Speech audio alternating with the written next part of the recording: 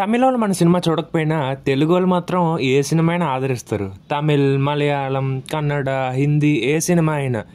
ఇంకా రజనీకాంత్ ఫ్యాన్స్ అయితే మరీను.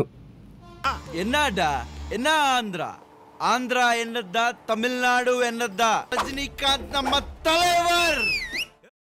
రజనీకాంత్ గారి ఏజ్ 72 years.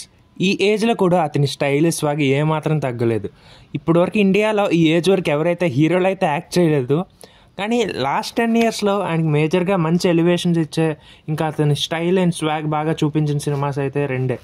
ఒకటి పేట, 2 జైలర్. ఇంకా లోకేష్ కంగ్రాస్ తీసిన పాస్ట్ మూవీస్ చూసుకుంటే ఖైదీ, మాస్టర్, విక్రమ్, లియో కొంచెం దెబ్బేసిన బాగుంటుంది ఫిల్మ్ చూడడానికి అయితే. నెక్స్ట్ రాబోతున్న movie Rajinikanth, Anirudh and Lokesh congrats కాంబినేషన్లో కూలీ.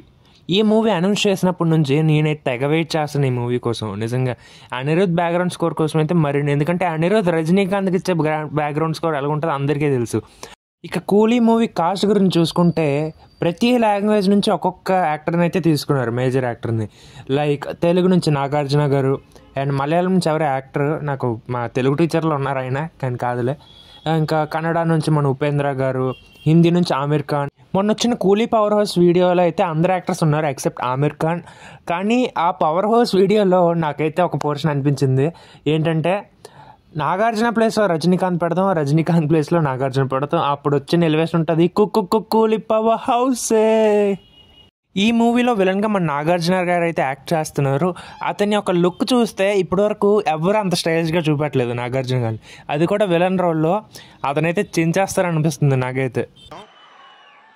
ఒక్కటే మాట అండి, హృతిక్ రోషన్ ఎందుకు పనిచేయడు?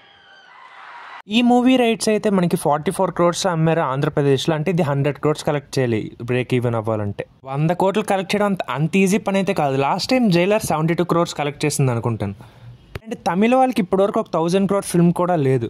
కూలీ అయితే 1000 crore ఫిల్మ్ అయితే అయ్యేలాగే ఉంది. ఒకలా వస్తే తమిళ వాళ్ళకి పండగే. లోకేష్ కనగరాజ్కి గుడి కట్టేస్తారు. కానీ లోకేష్ కనగరాజ్ ఫస్ట్ రజనీకాంత్ గారికి చెప్పిన స్టోరీ అయితే ఇది కాదంట, ఇది వేరే స్టోరీ. అతన్ని రజనీకాంత్ నెరేట్ చేసింది వేరే స్టోరీ, అది రజనీకాంత్ గారికి నచ్చింది కూడా. కానీ అల్టిమేట్గా కూలీ అతను డెవలప్ చేశాడు. ఇది యాక్చువల్గా గోల్డ్ స్మగ్లింగ్ మీద వెళ్తున్న మూవీ ఇది.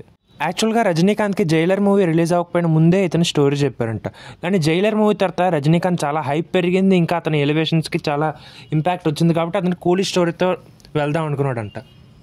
సో ఫైనల్గా ఒకటే మాట, కూలీ, లోకి, అనిరుద్ చితగ్గొట్టేస్తారు August 14th. ఇంకో విషయం, August 14th movie war two the క్లాష్లో రాబోతుంది. August 14th మీరు ఏ మూవీకి వెళ్ళబోతున్నారో కామెంట్ చేయండి. సో అంతే గాయ్స్ ఈ వీడియో. సో వీడియో నచ్చితే ఖచ్చితంగా లైక్ చేయండి. లైక్ చేయడం మర్చిపోతున్నారు మీరు. వీడియో లైక్ చేస్తే అందరికి వెళ్తుంది కదా. So thanks for watching. Subscribe for more videos.